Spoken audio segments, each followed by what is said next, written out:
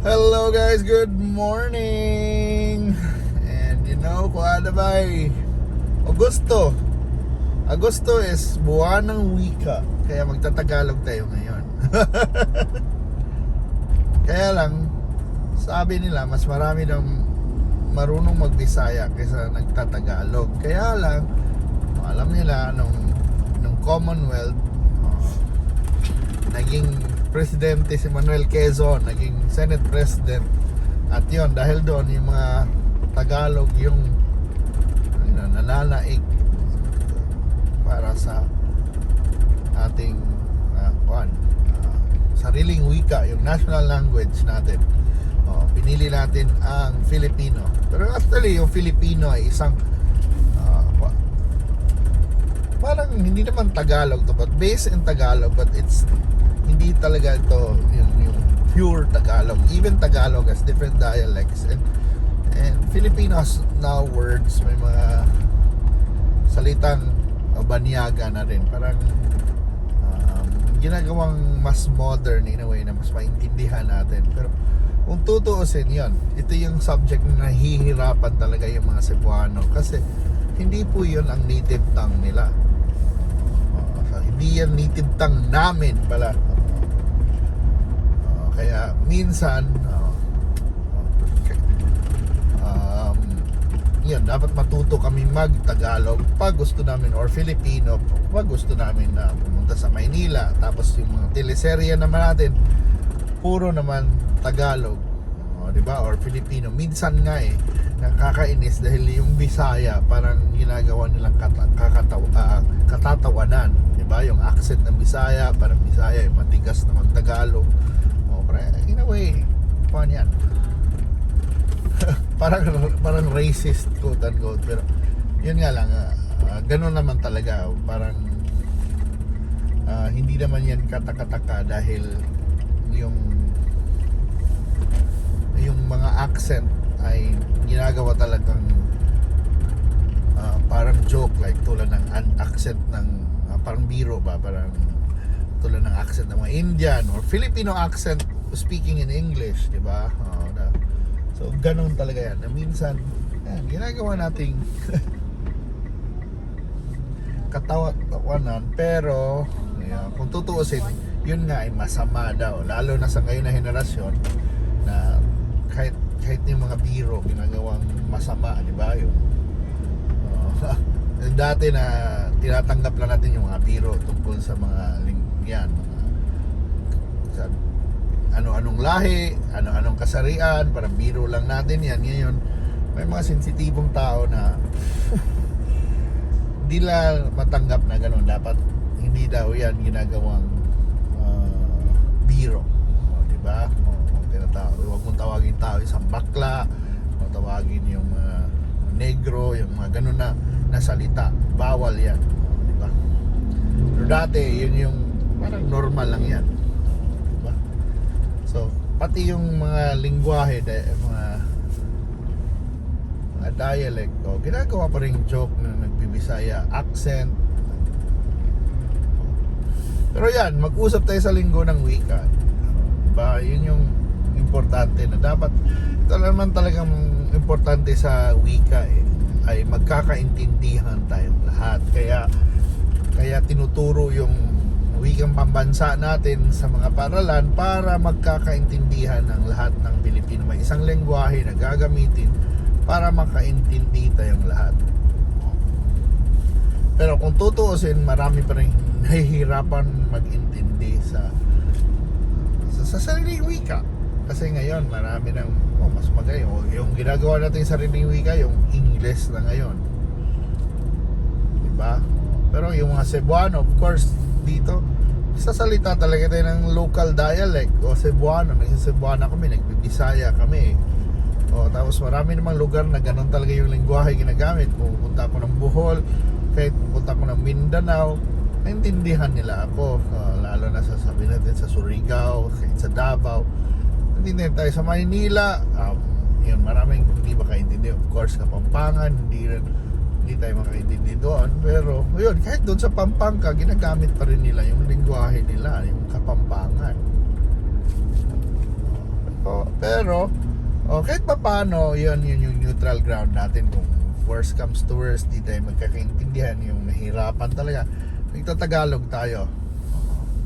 Kaya lang, tingnan mo, kahit ako, nahirap ako ngayon na magsalita ng Tagalog sa buong episode na po ito. Di ba? Pero yun, kahit pa paano yun, makakapagsalita tayo ng Filipino, Tagalog, kasi tumira rin ako sa Maynila. Parang sobra sa isang dekada dahil doon tayo nag-aral ng kolehiyo, pagkatapos ay nagtrabaho rin tayo doon.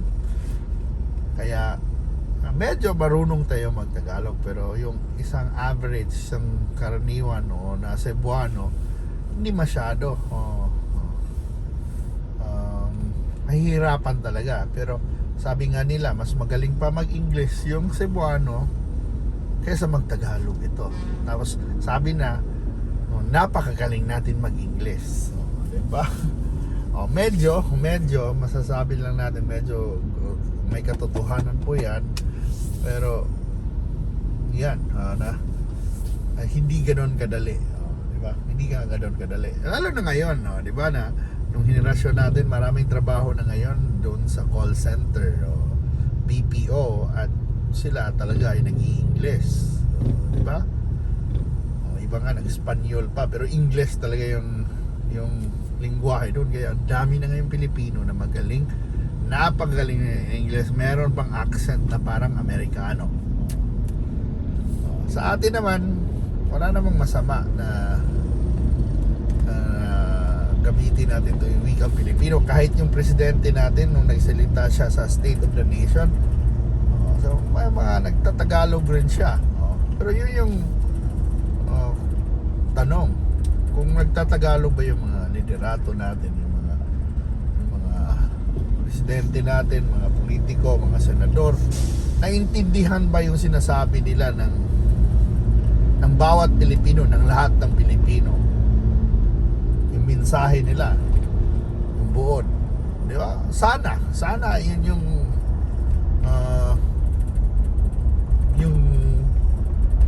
yun yung katotohanan. Pero sa tingin ko, maraming tao na hindi nakakaintindi pag nagtatagalog tayo, lalo na pag malalim na mga salita na yung ginagamit. Kaya yun yung tanong ngayon, na yung mga bata, may maraming bata na hirapan sa subject na Filipino, kung tutuusin. Kasi minsan ang guro rin nila hindi rin ganoon kagaling mag-Filipino. Yun yung problema noon, di ba? Matuturuan ba natin yung mga bata na magwika ng wika natin, kung pati yung mga nagtuturo hindi rin naman ganoon kagaling? Di ba? Naalala ko to nung bata ako, yung minsan, di ba, nung ini-encourage sa'yo, hinihikaya tayo na mag-English, na kung pag hindi ka nag-English, nagsalita ka ng Bisaya or local language o ibang lingwahe, ifa-fine ka or may multa ka. May mga ganon na mga laro. Or kung di ka mag-Tagalog, imumulta ka. Yun yung mahirap, di ba? Na minsan lang yan ginagamit talaga namin. Maybe anong babang gamit ng Filipino? Sa trabaho, ngayon English yung ginagamit. Yung Pilipino lang, baka ginagamit lang yan para turuan natin, para maintindihan natin yung mga kanta ng Bini or yung mga teleserye. Yun naman talaga yung or yung balita sa, sabi natin, sa 24 oras sa TV Patrol. Importante rin yun. So, saan ba nagagamit yung Pilipino? Lalo ng pagsusulat. Yun yung sana rin maiisip nila yan, na dapat maraming kahalagahan yan, na dapat marunong tayo magsulat ng Tagalog. Pero sino na nagpapasa ng Tagalog? Di ba? Bihira lang. Kahit yung mga websites ngayon, yung mga showbiz na website, hindi na nagtatagalog yun. Maybe may mga pahayagan na nagtatagalog or Filipino yung ginagamit, pero yung mga website ngayon, puro halos English na lahat.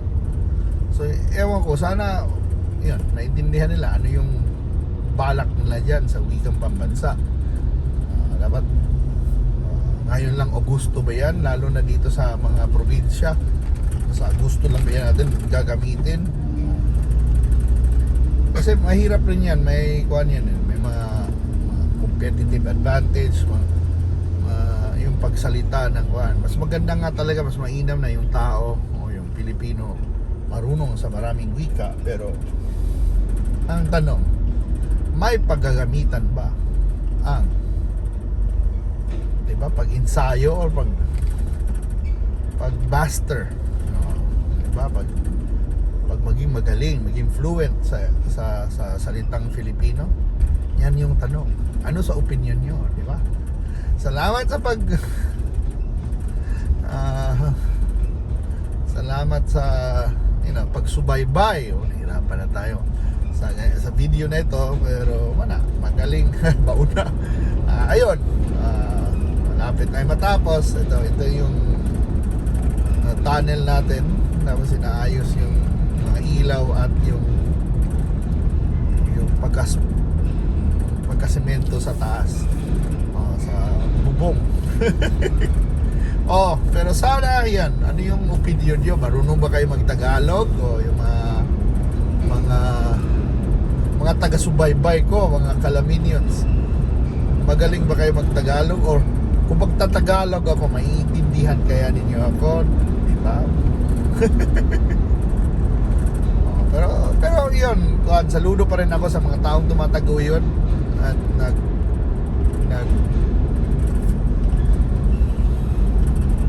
nagbibigay ng mga content na gamit ang sarili nating wika.